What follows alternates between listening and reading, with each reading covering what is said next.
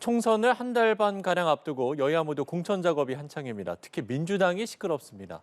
비명계 공천 학살 논란에 당내 반발이 확산하고 있는데요. 자세한 소식 국회 취재기자 연결해서 알아보겠습니다. 정다혜 기자. 네, 하위 20% 통보를 받은 비명계 의원들의 반발로 민주당 공천 갈등은 연일 격화하고 있습니다. 비명횡사, 친명횡재란 말이 나오고 이재명 대표 사퇴 요구까지 제기되고 있는 상황인데요. 이재명 대표 오늘 기자들 앞에서 입을 열었습니다. 이 대표는 불평이 생기는 건 당연한 일이라며 시스템에 따라 합리적인 기준으로 경쟁력 있는 후보를 골라내고 있다고 밝혔습니다.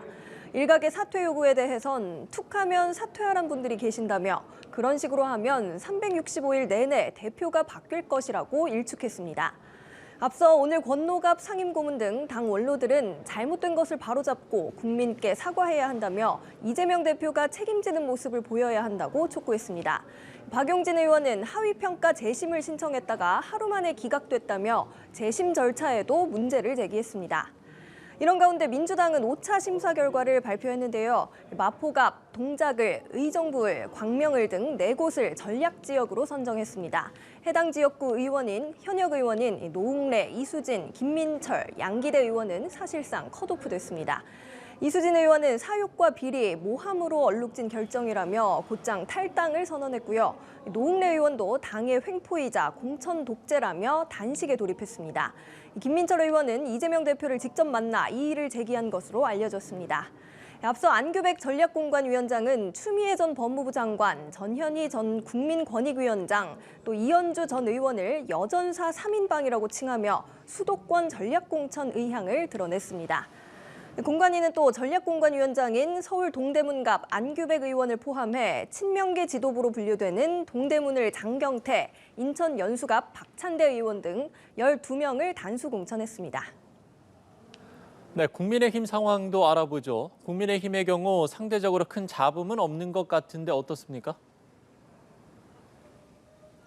네, 지역구 현역 의원 컷오프가 한 명도 없는 국민의힘은 대체로 공천이 순조롭게 진행되고 있다는 평가가 많습니다.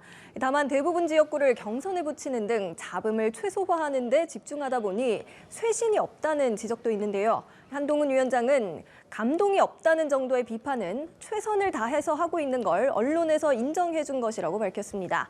그러면서 민주당을 겨냥해 이재명 대표의 사심 가득 찬 대장동식 공천과 명백하게 비교된다고 주장했습니다. 이런 가운데 공관위는 김현아 전 의원에 대한 경기 고양정 단수 추천을 다시 검토하기로 했습니다. 당은 정치자금법 위반 수사 상황 등에 대한 재논의 요구가 있었다면서 단수 추천 의결을 보류했습니다. 텃밭 중 하나인 서울 서초을의 경우 지역구 재배치를 고심 중입니다. 당은 민주당 홍익표 원내대표가 출마하기 때문에 유리한 지역으로 보기 어렵다며 여러 고민을 해보겠다고 전했습니다. 한편 강승규 전 대통령실 시민사회 수석과 경쟁하는 4선 홍문표 의원은 동일 지역구 3선 이상 감점 룰 등을 문제 삼으며 당내 경선을 포기하기로 했습니다. 지금까지 국회에서 전해드렸습니다.